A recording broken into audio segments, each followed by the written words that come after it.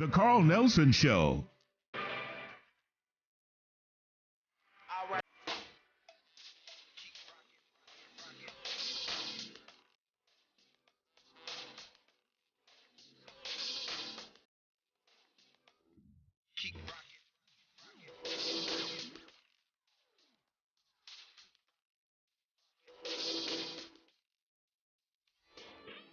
And good morning, Wake Up Squad, and thanks for starting your week with us again. Later, Pan-Africanist educator Dr. David Horn will return to our classroom.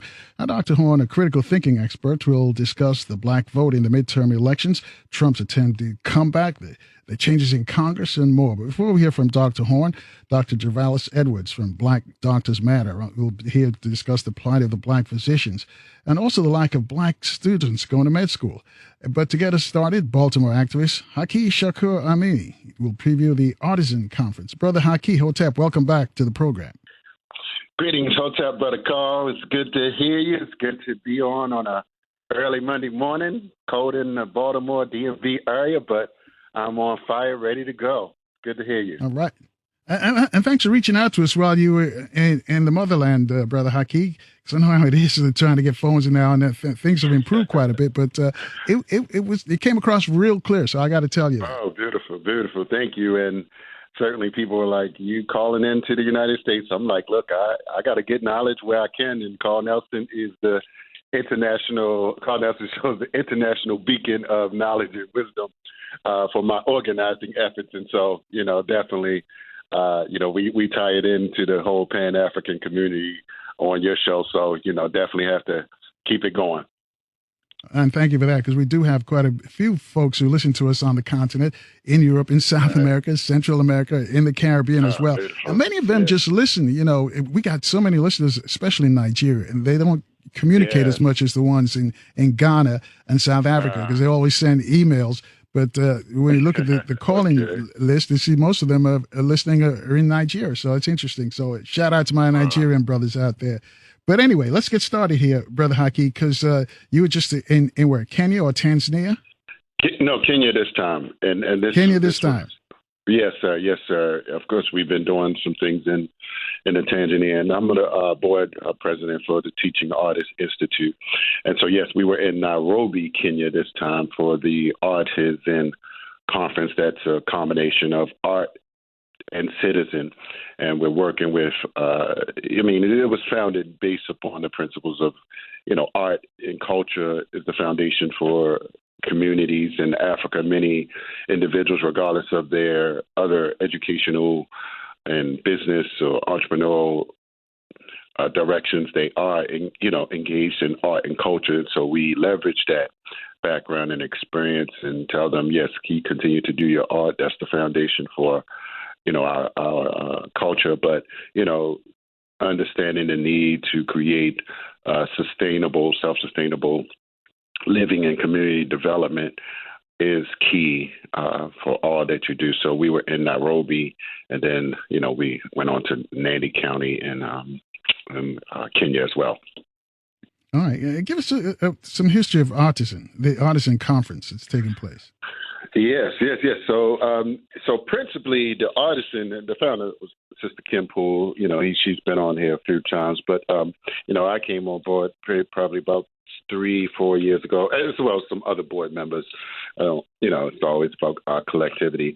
But so principally, we started in Ghana, actually. Ghana was the first conference and had a great response there, and the embassies were involved.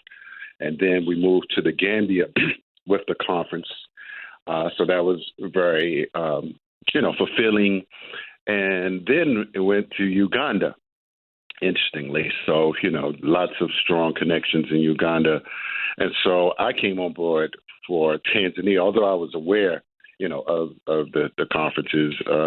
I didn't attend during those times. But then Tanzania, that was, during COVID, interestingly. So I always share the story, Brother Carl, if you remember in the Forrest Gump film, where there was a storm, and like the only crab boat that lasted that's how we felt going to Tanzania in 2020. It was like everybody were canceling their events, and Tanzania was the only country in Africa that was open. So what happened was a floodgate of black people went to Tanzania, not just with us, but just looking, searching. COVID kind of opened up their consciousness, and they just like fled.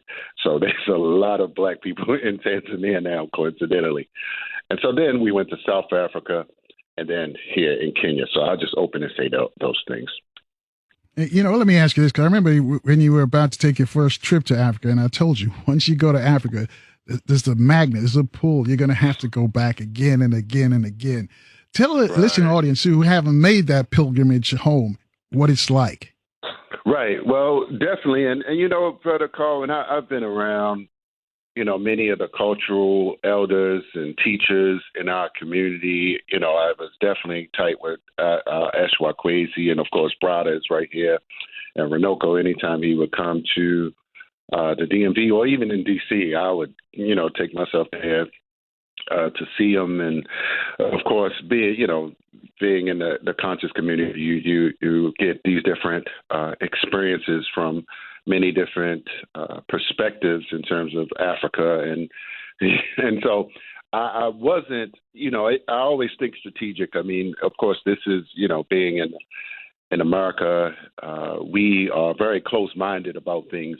I mean, I never was close-minded, but I always thought about having a strategy for going, and not just, this is nation building time. This is not just sightseeing and feel good, and we need to feel good and we need to learn our history, but organizing on different levels has been the foundation. But I have to say that, it was a tremendous experience for me, a cultural awakening, if you will.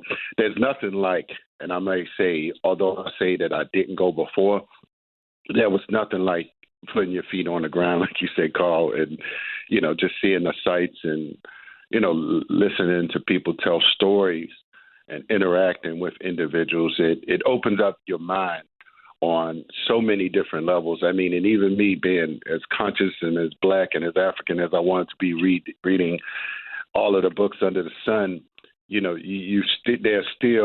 were still certain disconnects that I discovered that I had to make. And so it was certainly enlightening. It was fulfilling, and it was a life changer.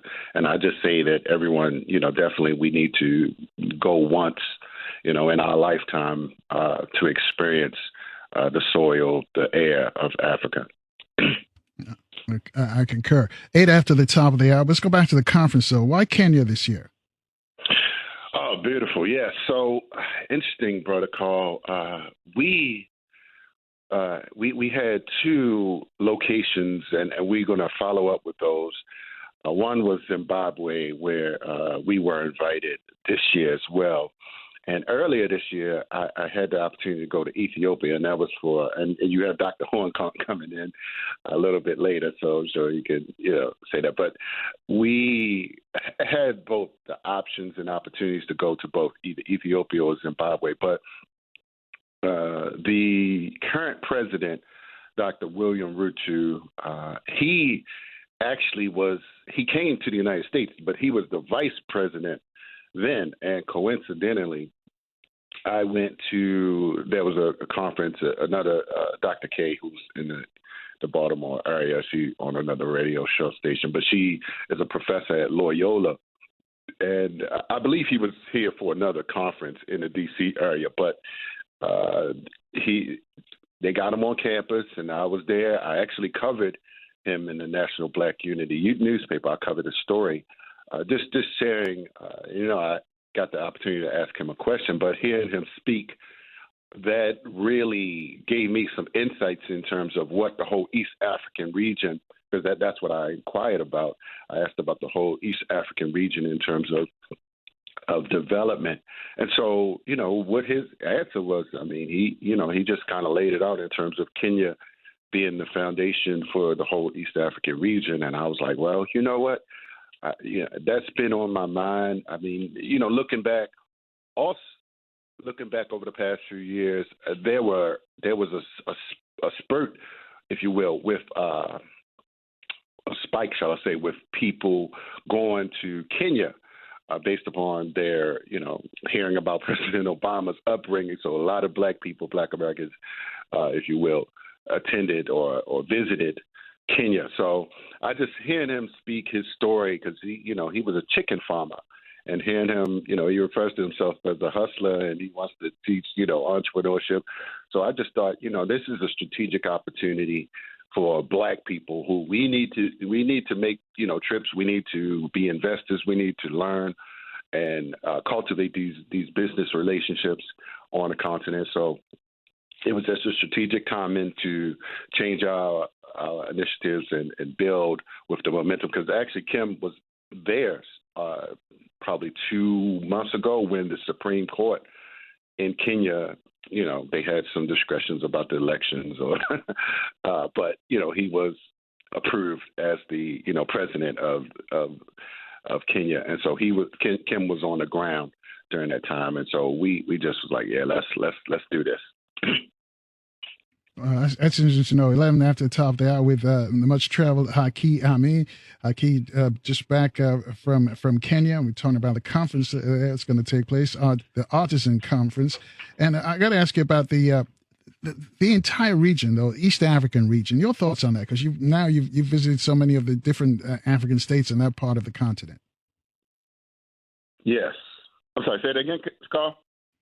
Can you tell us about the East African region? Because yeah. Okay, yeah. Let me see if I got it offhand. But I know Rwanda, and it's interesting, Brother Carl. I went to an East African Chamber of Commerce conference, and so I think, and Brother Keith is good with that. But it's about 7, and sometimes people add Ethiopia and Somalia.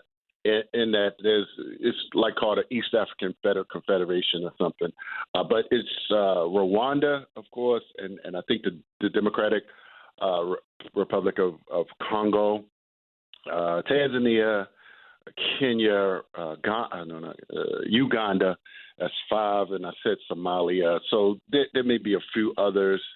What's Lake Victoria? There's a few others that are surrounding the Lake Victoria.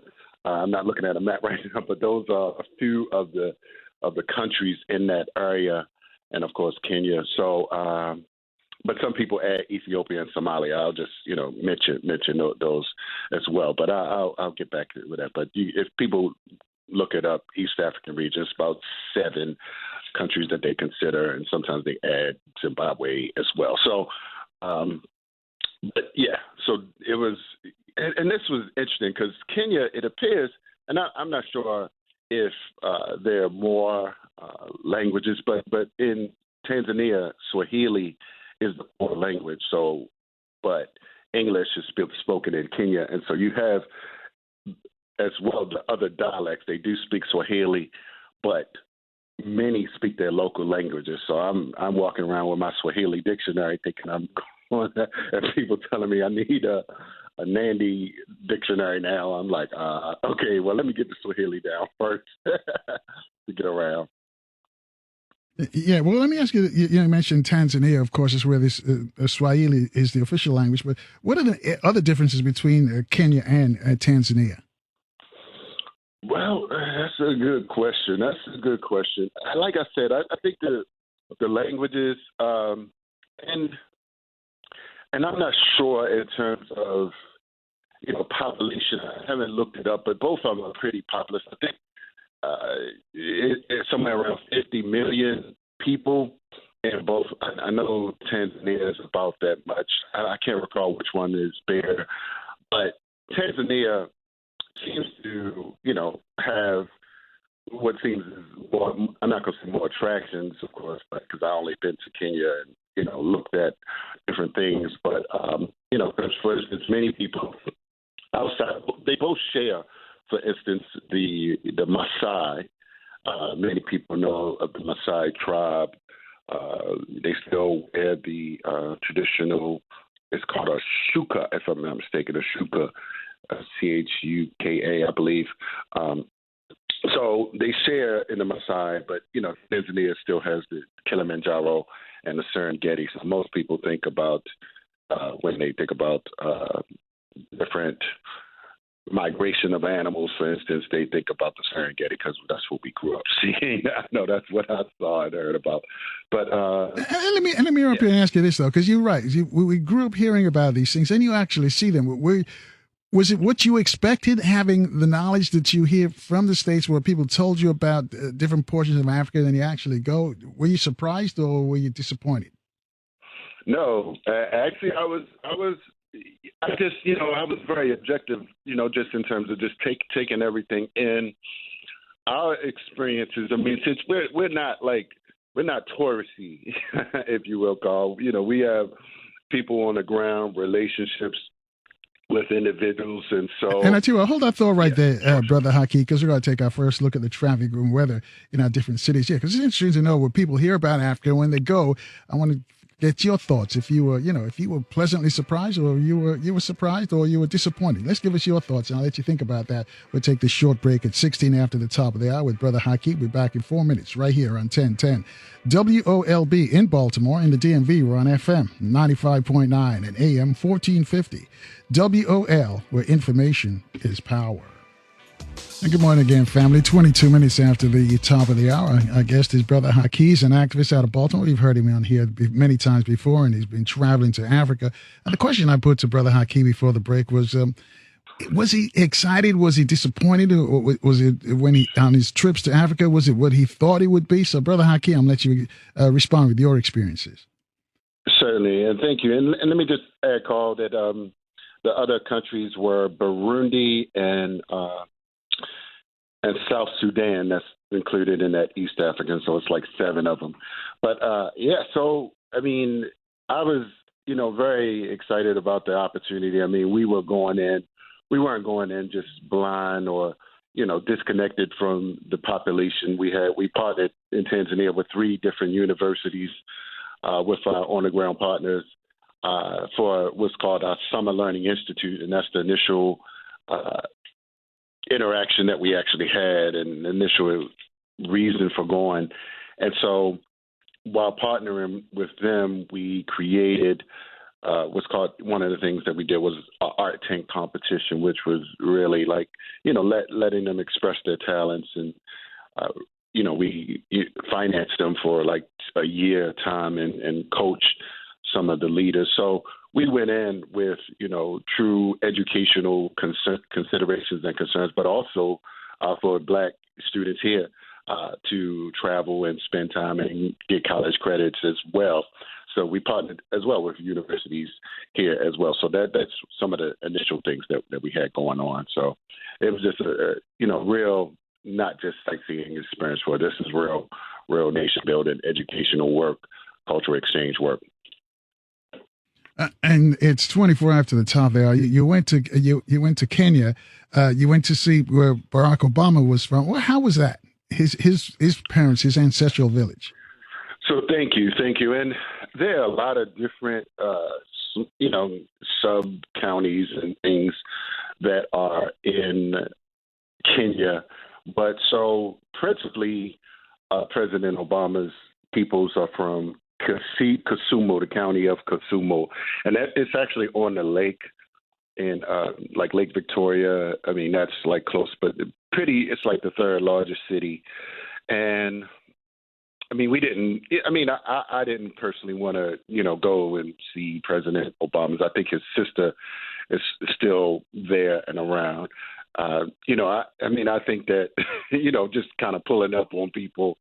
I'm sure she's had people that, and I don't know what their responses are. We didn't have time because we went to 3 different areas. So we didn't have time to adequately prepare if that was some of the people that were with us consideration or desire. So we just went in the general area of Kisumu, and that's like the 3rd largest city. And so, interesting, and Carl, and I mentioned this Friday, some of the people there feel that President Obama hasn't done, they use the term nothing for Kenya. I believe there's some small semblance, like something about a house and one of the people were like, he did a house? Is that it?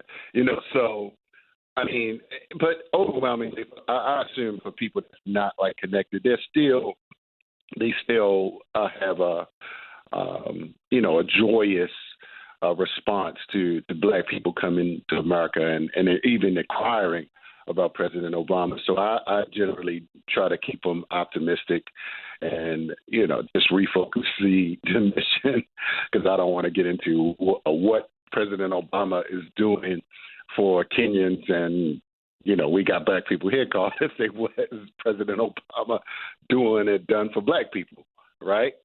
So. Yeah. Because, and another thing too, a lot of people think because you're president of the United States, you can just about do anything you want, and Donald Right. Trump almost proved that. But there are some restrictions, and we know that he was, we know he ran into some headwinds the day he got elected. They try to make him a one-term president, and they failed. Right. But that's a whole conversation that people have to understand about how the presidency works. But yeah, that was interesting that you would go there and see, to where he came from, and so what it was like. So, yeah, but you also went to, didn't you go to the Gambia as well? Did you go to Gambia, where Alex Haley's folks are from? No. Actually, no, I did not. But the initial conference, I wasn't there, but we definitely still have some shop there that some of the sisters they sell products there, so that's sometimes we're able to go there and plant a few seeds, and that's sort of self-sustaining. And we have, when we travel many times, we have instructors there that can teach different skills, like something small like bead making or something like that. So we've had some entrepreneurs that traveled and taught different skills at different times. So that's something in the Gambia. But we did, even in Maryland area, we have the Alex Haley statues, and they have the Kunta Kinte Festival. So we're very connected to the Alex Haley Foundation here in the state of Maryland. So, yeah. All right. 28 after the top of the hour, 800-450-7876. Charles wants to speak with us. He's on line 2. He's in Baltimore. Charles, you're on with Brother Haki. Yes. How you doing, Brother Haki? Hey, what's up, Charles? Yeah. How you doing, bro? All right. I'm doing good. Yeah. I'm wondering, what information are you getting in Africa that is actually solidifying everything that we've been told about the transatlantic slave trade? All right. Thanks, Charles. All right. Well, so I've been pivoting in the East and working in East Africa. So that's a different slave trade. And we definitely, matter of fact, I'm working on a documentary on that protocol, the East African slave trade. I believe it's a story that must be told. Now, I want to thank Bob Lott. He's in Philadelphia, and he actually is working on something for Runoko Rashidi as well. But I interviewed and filmed with him, the initial time for the East African slave trade and the total Tanzania experience. But we hope to really revive that question of the East African slave trade and what it, kind of set the foundation for the anti-African experiences throughout the rest of the world. And from the well, let me jump in here and respond to Charles's question, because we've had this discussion with Runoko Rashidi, Dr. Runoko Rashidi, many times, and he has told us that the history is not taught in the schools. In most of the countries that he's traveling, he's been to just in many African states, and in every state, it's one of the questions he asked about this, because they're all concerned about us. Their cousins, as he calls us, as they call us, some of them call us, but they weren't told about the slave trade. They thought many of us just left voluntarily, or didn't hear about the kidnapping and all of that part of the transatlantic slaves. So it wasn't taught in their schools. Basically, they were taught. The colonizers taught them their history. If they were British, they taught them about British history. If they were French colonizers, they heard about the French. Portuguese, German, the same things. That's what they taught the schools in now. And the schools are now making some inroads now, making that change to talk about the indigenous people's history. So that's the answer for Charles, because it's not being taught in schools. But I got to ask you this question, though, because you went to see, speaking about the slave trade and stuff like that, you went to see Wakanda in Kenya. How was that, going to a theater in Kenya? Was that different from, was the experience different from going to a theater here in the States? Absolutely, Carl. And this is what I learned, because so we were, after we left Nairobi, we were there for the conference in Nairobi, spent like 4 days. And let me just add, there were over 13 different countries that we invited to this. So from Europe, one person from South America, many African countries, and a few of us from the United States. But there were 13 countries represented at the conference. But we then went to Nandi County and Eldoret. That's where the airport is, and we had such a wonderful reception there. It was just amazing, how they treated us because of our, influence that we laid the foundation early and getting media attention. But in terms of, what I saw and just, even having conversations with some of the elders after, and when I say elders, I'm just speaking of people like 40, 50 years old.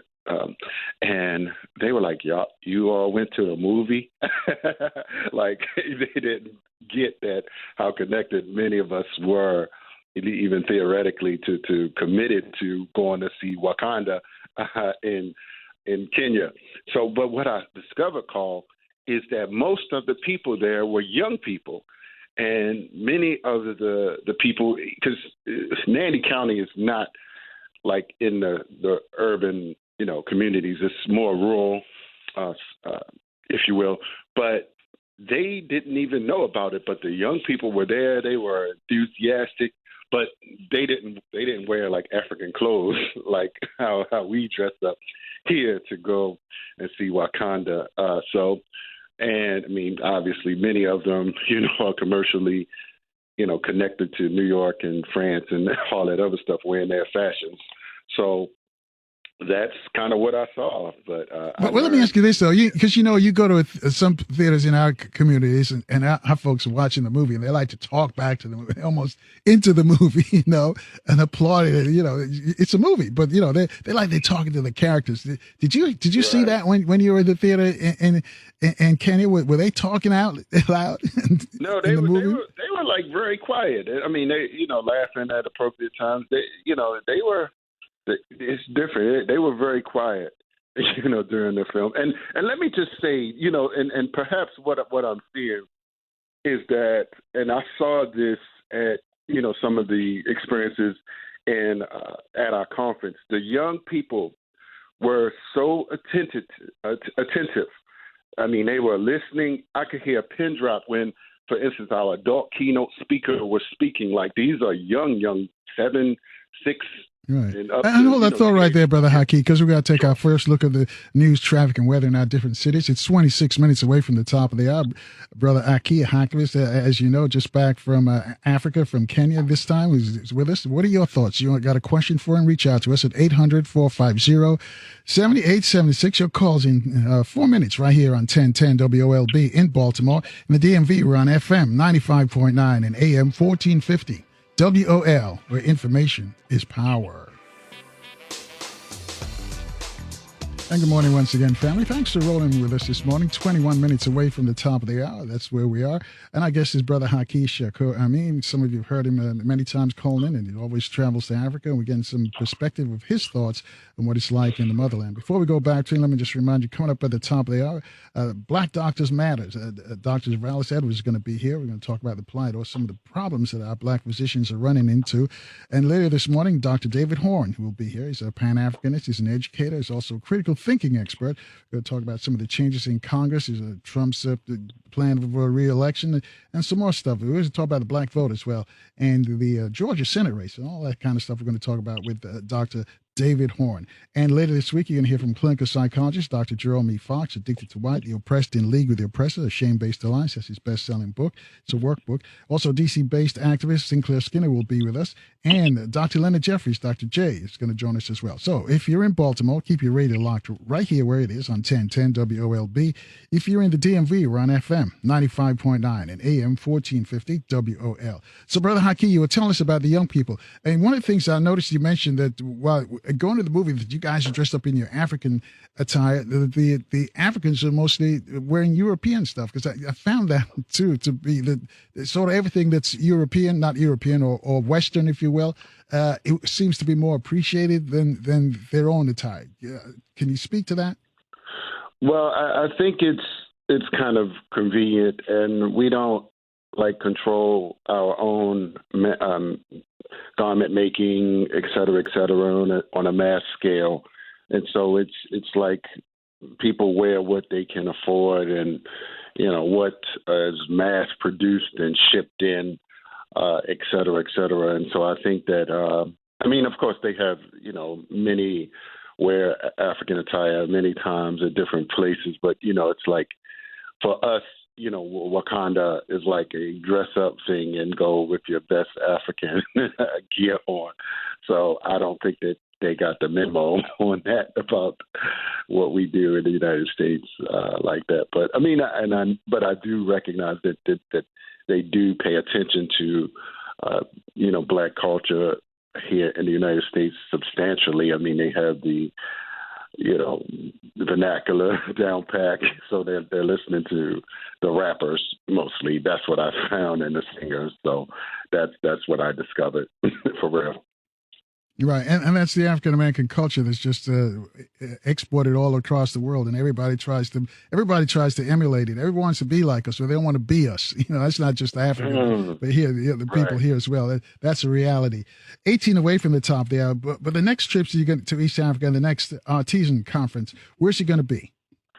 So definitely, and interesting, Brother Carl. So we're going to Zimbabwe. Next year, like I said, we stood by on that this year. But let me just mention also that I just discovered that some Marylanders, it's South Africa is the sister state for the state of Maryland. And I just, discovered last night, of course, and I'll just do a quick plug. We had the Black Caucus weekend, here in Maryland, and the new governor actually spoke. I'm on the board of the foundation.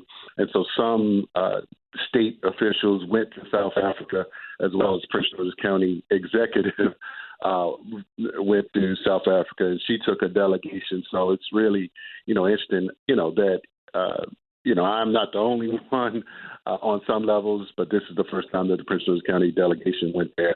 But so we're going to be, taking this next year around the same time in November, same time each year, to Zimbabwe. We're excited about that. And I know you have Ambassador Kwa Arakana on, and she's still in Zimbabwe now. So we hope to connect to her and the other institutions and the Zimbabwe people. Actually, we had a sister from the Minister of Culture with us that came from Zimbabwe to the conference. So we were very excited about that. And so it's promising that, the foundation for Zimbabwe 2023 is going to be a tremendous experience. And so we are excited about that. All right. And you also, Kenya's new president, can you tell us about him? What do you know about him? Yeah, well, and I read his bio just recently. He was, but he came up as a, regular, humble beginnings. He wasn't he didn't have a real wealthy background, and he sold chicken on the side of the road for a long time. And he got into government and worked his way up in terms of, and he accumulated a substantial amount of wealth in different areas. But I can't, they don't really talk about it, but he has a lot of land where he has a significant amount of chickens. No, instant when I heard that I thought about when you had Dr. Arikana on talking about, Black people investing in chicken in Zimbabwe or in Africa. So it was really interesting that, to hear his story. But I'll also just add one, and the reasons that I went to Kenya, or I was considering Kenya, was when I heard Dr. Arikana on your show called, she was talking about Ghana and Kenya for her Wakanda project. And so I'll just mention that. But yeah, so I was able to get a few of the newspapers there, and I'm looking at one right now. It's called the Daily Nation, and it says, "Man on a Mission, Rutu's 126 meetings in 60 days." So he's, sort of crisscrossing, Africa, and as well as, I guess, the UK and in New York, actually. He was in New York on September the 20th through the 23rd. So he's, sort of, on a move and, creating opportunity for the whole East African region. And that incident when he was in Maryland, that was the question that I asked him, what about the whole East African region? I didn't want to, try to hold him to talk about Kenya because this is a big international platform that we're in. So I wanted to have him discuss that. So, but yeah, so and what I saw, because I was posting pictures of him, Carl, and what I learned, somebody said, well, you might not want to, get too close or post pictures of him. I'm like, look, I'm not going into this country trying to decide who their president or why they should like somebody different, because it was a close election, disputed election. But I'm like, look, he's the person in charge. It's like, let's work with who we work with. We can't get into that. He's the elected official there in the country, and it's just like anything here. You work with who's in charge, right? Right. 13 away from the top. Let me ask you this, though, about Kenya, because Kenya is known for its long-distance athletes, long-distance runners, I should say. Did you get a chance to meet them or find out why they're so successful in these long-distance events? Right. Well, I'm glad you asked that. Thanks, Carl. So the world record holder, his name is Ilo Kipchoge. And we actually saw him at the airport in Eldoret. That's not like a major city, but everybody was just like, everybody that were got off the plane, everybody was trying to take pictures of him. And then I began to look him up. And when I post a picture of him, on social media, everybody's like, "Oh my God, he's the GOAT," et cetera, et cetera. But several things, and I looked it up, like why Kenya and even Ethiopia have some of the most successful runners. I mean, literally, Carl, they train these young people like like this is their life mission. I mean, and outside of and I looked up some other statistics about that, and they suggested, that poverty, but also the climate that they train in is like so unique and good for runners that they are able to train for the worst case scenarios. And so they build up their, breathing properly and their strength and muscle training to, be like the best. And so that's an amazing story. But they have these universities in Nandi County, and I'm sure all throughout the region, because there's a lot of them that, they are inspired by some of their world record holders. So it was, it was good to learn about that too. So, and they have certain food that they, certain drinks that they believe is the reason. It's called Mirsrik. It's like a milk tasting thing that they believe is their secret formula, shall I say. Right. Since you were on the food issue there, Brother Haki, I got to ask you this. It's 10 away from the top there out by the folks, way folks are out there traveling, going to work or going to school this week. It's a holiday week for some. But Brother Haki, did you get a chance to sample the local cuisine? Were you tempted to eat what they served you, or did you go for what you knew? Well, yes. I mean, we were partially in the bush, Carl. So after we left Nairobi, and so I mean, you can find things to eat. I mean, they definitely have, they grow their own food, and so there's many different dishes that you're able to consume. Some beans and lots of greens, of course, and cabbage. So we were able to, find some different types of foods there. I mean, Nandi, it's not as urban, so they don't have like a lot of dishes like when we were at the hotels when we were there. So, but it's just interesting how sometimes we think of a food as an evening dinner type of thing, like certain types of beans or something, but it's actually a breakfast for them. So, we were able to see a lot of that. And in Kisumu, they're really very into like their fish industry because it's on the Lake Victoria. So that's like a big attraction that they have, and even the drinks in Nandi County. That Nandi, they're a big tea exporter, so that's one of their things that they have that they work on. So yeah, those are some things to consider. For instance, I mean, you may not want to go, for instance, to the bush if you have a strict dietary concerns. Yes. It's 9 away from the top there. When I was in Nairobi, they took us to Kibera. Kibera is the largest ghetto on the African continent. Did they ever take? Because they're sort of proud of it. That hey, even though it's a ghetto, it's a ghetto, but it's not just the largest in Nairobi. It's the largest in anywhere on the continent. Did they ever talk about that, or did your group ever? Did they try to show that off for you? No, not at all. But in Nairobi, so thanks for mentioning that, because they would use the term slum. And I'm just like, is this like right. the slum? I mean, like I couldn't tell the difference in some places. So, I mean, and I had to like say something like, why are we referring to this as a slum? Like, is that? I mean, like you saying, Colin, I'm just like, we don't use words like that. Yeah. Well. That's a colonizer's word that they're using. So you got to think ahead. When they're using these terms and all of that, this is what the colonizers taught them, because they took away all of what they had as Africans, like they did us, and the colonizers instilled their learnings and teachings and names and everything, that all the references, and Dr. Fox talks about it. It's addicted to white, and that's what happened. Right. So that's why you hear in the term slum.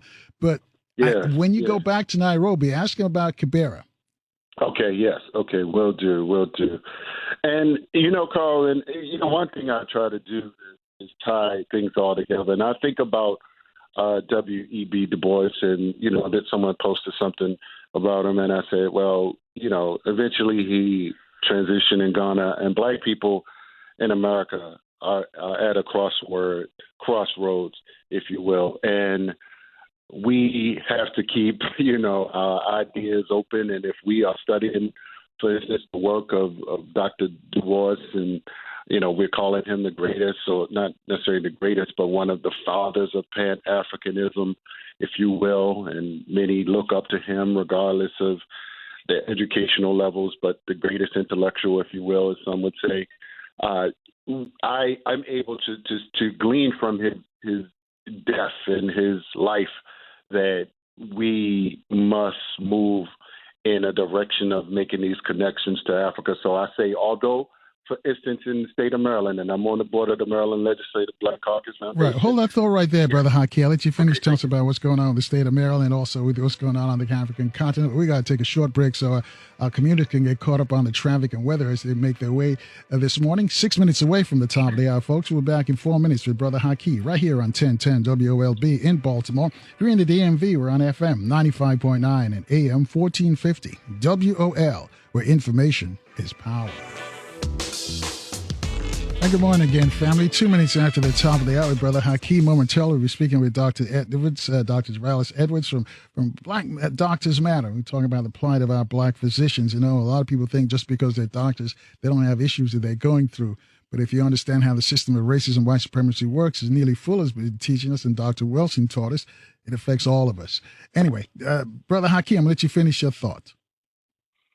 So thank you. Yes, Carl. And as I was mentioning, you know, in the W.E.B. Du Bois theory and analysis, I mean, in terms of his awakening and understanding of Pan-Africanism, we should be having a level of wisdom about how we move. And outside of black people, you know, there are different aspects of power in this society. And even in Maryland, for instance, where we have a new black governor, new black Maryland attorney general, several treasurer, et cetera. We have, you know, black Speaker of the House in Maryland.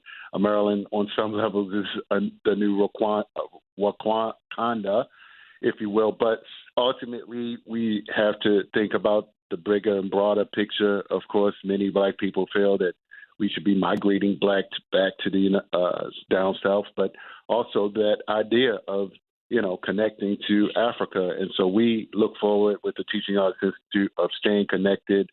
We got some media interviews that we did in Kenya. And so we're looking forward to Zimbabwe next year. But also we do have some Tanzanian excursions this year, as well as our Summer Learning Institute, which will be in Tanzania as well in June. So teachers can, you know, definitely go as well this year with us to Tanzania. Okay, so if they want more information, what do they do? Well, definitely. I'll give out it's easy, just go on our Facebook, Teaching Artist Institute on Facebook, or I'll give out my phone number, 410-209-9687. I'm on all of the social media, Haki Shakur Ammi, as well as Raising Consciousness and Capital on different social media, as well as our Teaching Artists Institute pages, or TAI, Taito's Teaching Artists Institute as well. So looking forward to continuing this work, Brother Carl. All right. And Brother Haki and all the folks in Baltimore, you guys stay warm. 22 degrees in Baltimore, 25 in Washington, D.C. Yeah, it's a cold morning, but great information to keep you warm. Thank you, Brother Haki. Thank you, Brother Carl, and thank you to the WOLV, and the International National Black Conscious Audience. Thank you. Peace. Thank you. Peace. 800-450-7876. Keep that number handy.